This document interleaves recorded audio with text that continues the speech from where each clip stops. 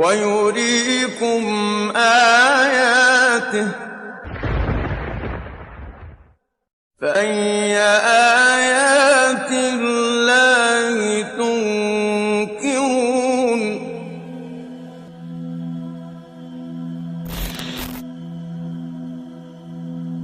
Have you ever wondered why bees construct hexagonal honeycombs rather octagonal or pentagonal? Mathematicians were looking for the answer to this question, and they reached to an interesting conclusion. A hexagon is the most appropriate geometric form for the maximum use of a given area. None of the other shapes fit together perfectly to provide more usable area and consume less amount of wax for construction of a comb.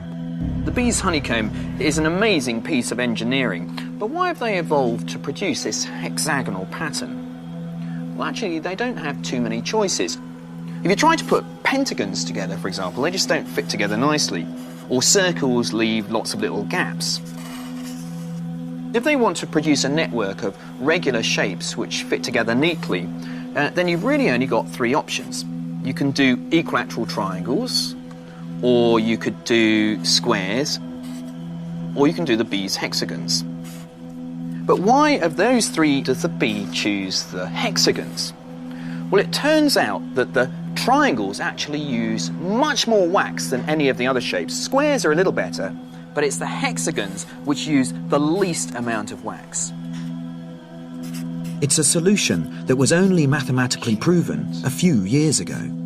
So the bees use the most appropriate form possible. The method used in construction of honeycomb is also very amazing. Bees start the construction of the hive from 2 or 3 different places and weave the honeycomb simultaneously in 2 or 3 strings. They start from different places. The bees, great in number, construct identical hexagons and then weave the honeycomb by combining these together and meeting in the middle. The junction points of the hexagons are assembled so deftly that no defect can be found in the structure of honeycomb. Look at this, it's perfect. Yeah. Hexagons here.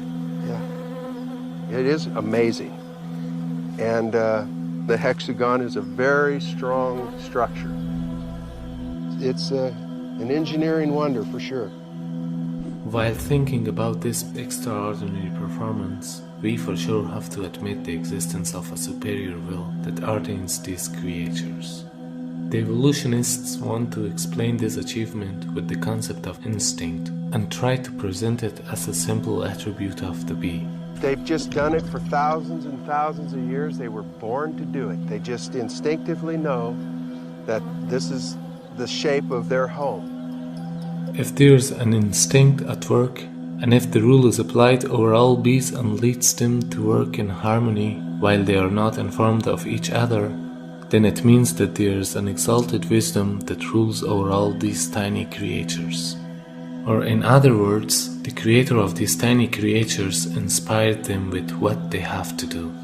And this fact was declared in Coran 14 centuries ago.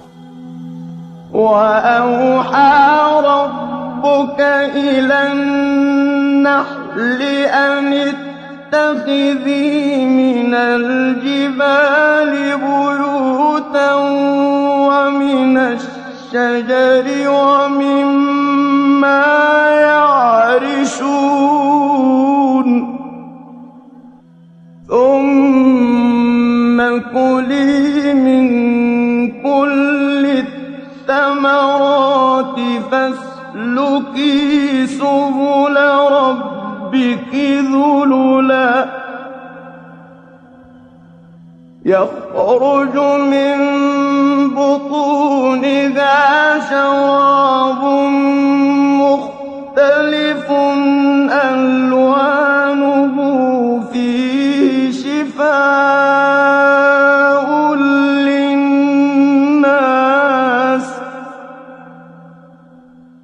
إن في ذلك لآية لقوم يتفكرون. Furthermore, the worker bees, those who gather pollen and make honey, are actually all females. The male bees do not make honey. This was only known recently. However, the mentioning verses pointed out to this fact 14 centuries ago.